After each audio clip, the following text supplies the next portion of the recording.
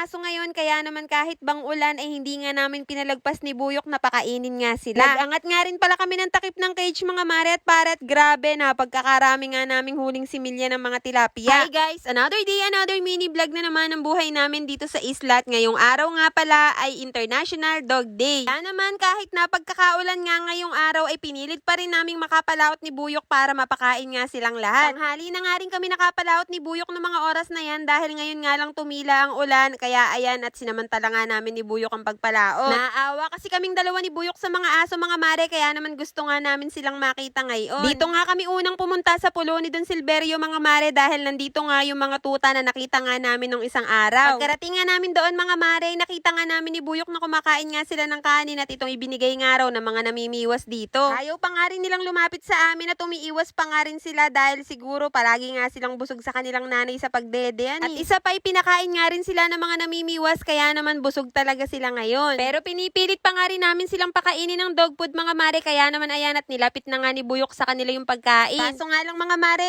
ayaw talaga nilang kainin at grabe mga mare, muntik pa nga akong makagat ng tuta. Inilalapit ko kasi yung pagkain sa kanila kanina kaso nga lang ibigla nga akong tinahulan ng isang tuta at grabe nga yung tibok ng puso ko at sobra nga akong kinabahan. Kaya naman eto at lumipat na nga rin kami dito sa malaking pulo para pakainin nga yung mga aso dito. Grabe mga mare, sobrang sarap talaga sa pakiramdam kapag ka nakikita nga namin sila ni Buyok na isa't isa'y dumarating. Ibig sabihin nakikilala na nga nila kaming dalawa ni Buyok at alam na nga nila na may dala-dala nga kaming pagkain para sa kanila. Kaso nga lang mga mare, may bad news nga kami at ilang araw na nga naming hindi nakikita si Maang. Iniisip ko na nga lang mga mare na natakot nga siya nung sinakay nga namin siya sa Lunday ay di ba nalula nga siya noon at nagsuka. At kinabukasan nga bigla na nga lang siyang naglahot, hindi na nga namin nakita ni Buyok. Grabe mga mare, gutom na gutom nga itong mga aso kaya naman nag-aaway-away nga sila habang binibigyan nga sila ng pagkain ni Buyok. Isang beses lang kasi namin sila napapakain sa isang araw mga mare at kung minsan ay hindi nga kami nakakapalaot. Ang pinakamatapang nga sa kanila itong si Pinunot, inaaway pa nga niya yung mga aso at gusto nga niya sa kanya nga lang yung mga pagkain. Kaya naman iniiwasan na nga siya ni Buyok at lumilipat nga siya sa ibang pwesto para mapakain naman yung ibang aso. Nilalagyan na nga ni Buyok ng mga pagkain ng mga bato para nga makakain pa yung ibang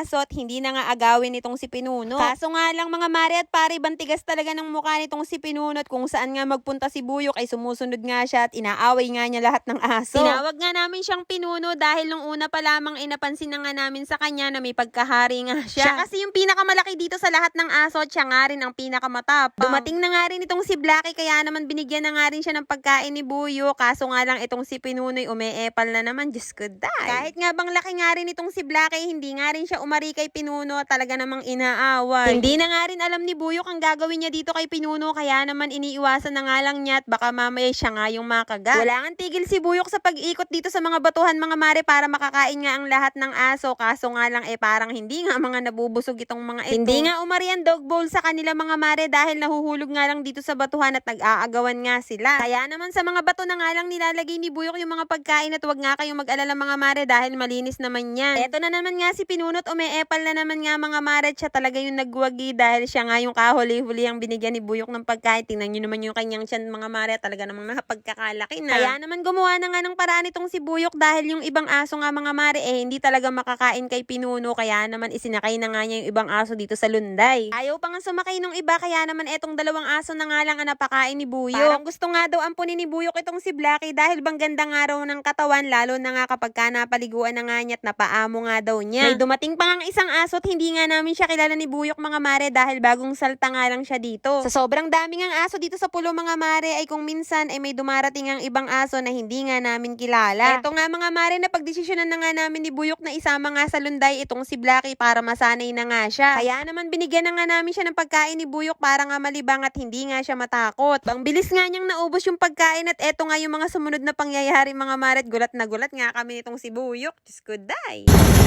Tatalon ba? Nalululayan ko. Tay, tatalon. Uy, uy!